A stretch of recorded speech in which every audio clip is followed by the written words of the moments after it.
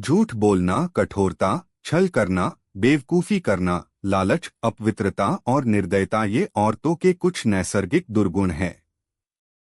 भोजन के योग्य पदार्थ और भोजन करने की क्षमता, सुंदर स्त्री और उसे भोगने के लिए काम शक्ति, पर्याप्त धनराशि तथा दान देन की भावना, ऐसे संयोगों का होना सामान्य तप का फल नहीं है।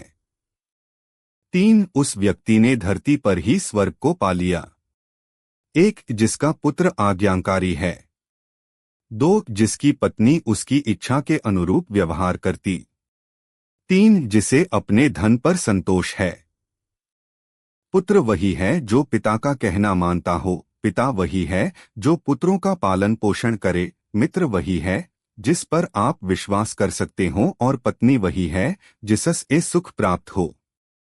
ऐसे लोगों से बचिए जो आपके मुंह पर तो मीठी बातें करते हैं लेकिन आपके पीठ पीछे आपको बर्बाद करने की योजना बनाते हैं। ऐसा करने वाले तो उस विष के घड़े के समान है जिसकी ऊपरी सतह दूध से भरी है।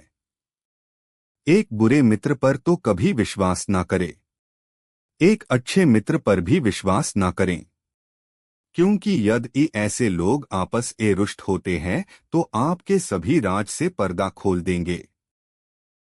मन में सोचे हुए कार्य को किसी के सामने प्रकट न करें, बल्कि मनन पूर्वक उसकी सुरक्षा करते हुए उसे कार्य में परिणत कर दें। मूर्खता दुखदायी है, जवानी भी दुखदायी है, लेकिन इन सबसे कहीं ज्यादा दुखदायी किसी दूसरे के घर जाकर उसका एहसान लेना है। हर पर्वत पर माणिक्य नहीं होते, हर हाथी के सर पर मणि नहीं होता, सज्जन पुरुष भी हर जगह नहीं होते और हर वन में चंदन के वृक्ष भी नहीं होते हैं। बुद्धिमान पिता को अपने पुत्रों को शुभ गुणों की सीख देनी चाहिए, क्योंकि नीतिज्ञ और ज्ञानी व्यक्तियों की ही कुल में पूजा होती है। जो माता व पिता अपने बच्चों को शिक्षा नहीं देते हैं वो तो बच्चों के शत्रु के समान हैं, क्योंकि वे विद्याहीन बालक विद्वानों की सभा में वैसे ही तिरस्कृत किए जाते हैं जैसे हंसों की सभा में बगुले। लाड प्यार से बच्चों में गलत आदतें ढलती है, उन्हें कड़ी शिक्षा देने से वे अच्छी आदतें सीखते हैं। इसलिए बच्चों को जरूरत पड़ने पर दंडित करें, ज्यादा लाड ना करें। ऐसा एक भी दिन नहीं जाना चाहिए जब आपन एक श्लोक, आधा श्लोक, चौथाई श्लोक या श्लोक का केवल एक अक्षर नहीं सीखा, या आपन दान अभ्यास या कोई पवित्र कार्य नहीं किया। पत्नी का वियोग होना, आपन ही लोगों से बेइज्जत होना, बचा हुआ ऋण, दुष्ट राजा की सेवा करना, गरीबी एवं दरिद्रों की सभा, ये 6 बातें शरीर को बिना अग्नि के ही जला देती हैं। नदी के किनारे वाले वृक्ष, दूसरे व्यक्ति के घर में जाने अथवा रहने वाली स्त्री एवं बिना मंत्रियों का राजा, ये सब निश्चय ही शीघ्र नष्ट हो जाते हैं।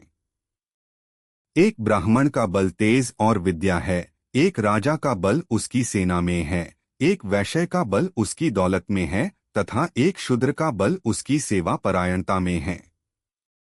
वेश्या को निर्धन व्यक्ति को त्याग देना चाहिए, प्रजा को पराजित राजा को त्याग देना चाहिए, पक्षियों को फलरहित वृक्ष त्याग देना चाहिए एवं अतिथियों को भोजन करने के पश्चात मेजबान के घर से निकल देना चाहिए।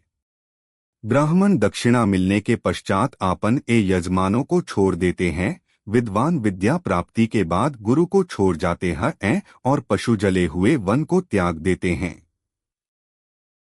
जो व्यक्ति दुराचारी, कुदृष्टि वाले एवं बुरे स्थान पर रहने वाले मनुष्य के साथ मित्रता करता है वह शीघ्र नष्ट हो जाता है।